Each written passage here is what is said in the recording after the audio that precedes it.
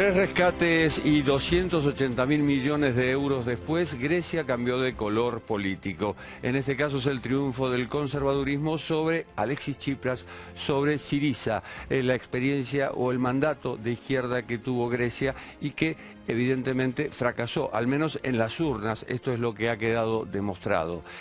Kyriakos Mitsotakis, el nuevo primer ministro por Nueva Democracia, asumió el lunes último, un día después de las elecciones. Lo vemos.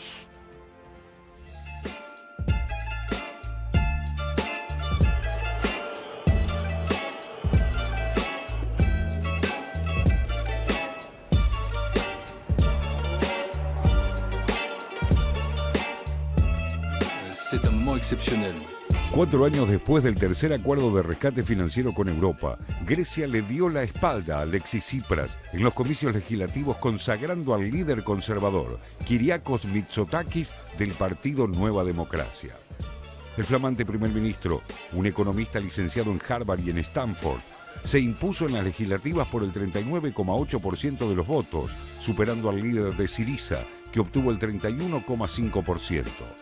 Kinima Alagis, una agrupación surgida del antiguo partido socialista PASOK, logró el 8,1% de los sufragios, mientras que los ultraderechistas de Aurora Dorada quedaron afuera del Parlamento al no alcanzar el piso del 3%.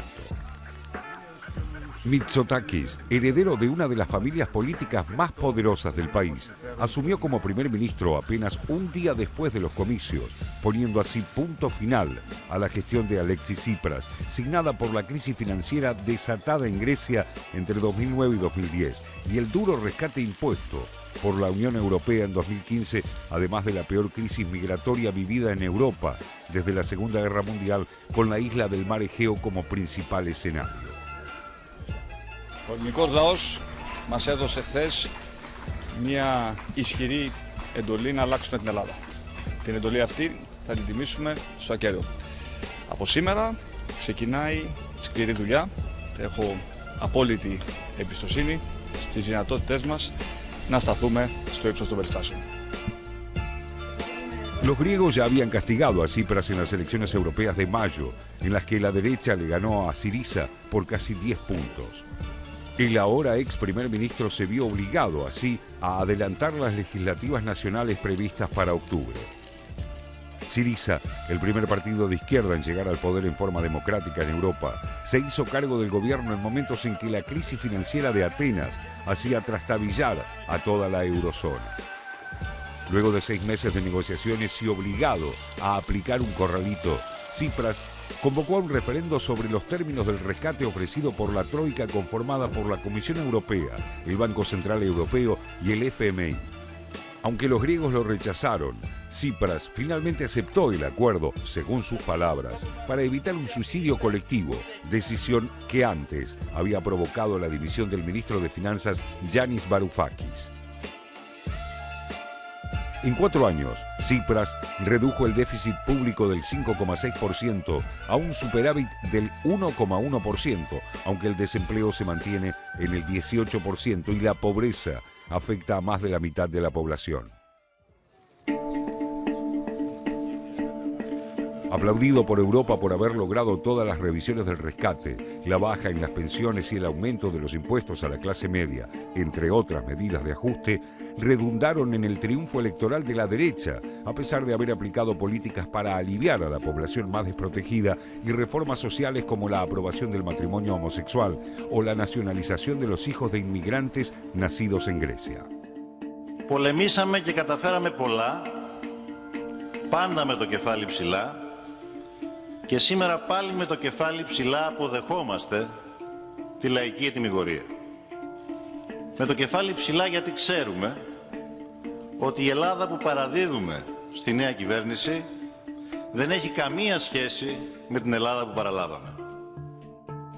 Otro legado de Tsipras es el acuerdo con la antigua República Yugoslava de Macedonia, que le permite a ese país utilizar el nombre de Macedonia del Norte, poniendo fin a una disputa de 27 años. Un pacto que provocó el rechazo de amplios sectores nacionalistas. Además de prometer revisar este acuerdo, Mitsotakis, un exministro del gobierno de Adonis Samaras, encargado de gestionar en 2014 el despido de 15.000 empleados públicos a instancias de la Troika, prometió en la campaña recuperar la economía sin despidos, proponiendo relajar la meta del 3,5% de superávit del PBI exigidos por el Fondo Monetario y el bloque europeo hasta 2022, convencido de que sus acreedores, que continúan supervisando la economía griega, le den margen de maniobra para dar marcha atrás con la suba de algunos impuestos. Παρότι η οικονομία αποδεδειγμένα πραγματοποιεί χαμηλές πτήσεις, τα ανοιχτά προβλήματα είναι πολλά και μεγάλα και οι βόμβες με αναμένα τα φυτίλια υπαρκτές. Otra de las metas del flamante primer ministro es agilizar la ley de asilo para que los inmigrantes que no cumplan con las condiciones necesarias puedan ser devueltos inmediatamente a Turquía, conforme el acuerdo firmado por Ankara con la Unión Europea. Una época distinta empezó así en Grecia, en la que quedan atrás las esperanzas puestas en la izquierda y el regreso de un bipartidismo que se creía parte del pasado.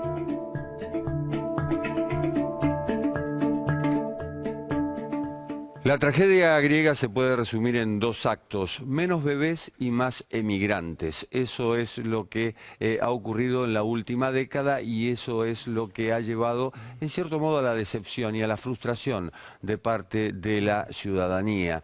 La cuestión es que hubo un ajuste y ese ajuste evidentemente llevó a la derrota a Tsipras, José. Sí, una conclusión provisoria de los resultados de los comicios en Grecia, me parece, Jorge, es la idea de que quien hace el ajuste en Europa termina perdiendo. No importa si es de izquierda, como Tsipras, en Grecia, o de derecha, como el partido de la derecha portuguesa, que también perdió las elecciones y tuvo que ceder el poder a una coalición muy novedosa entre comunistas, socialistas y la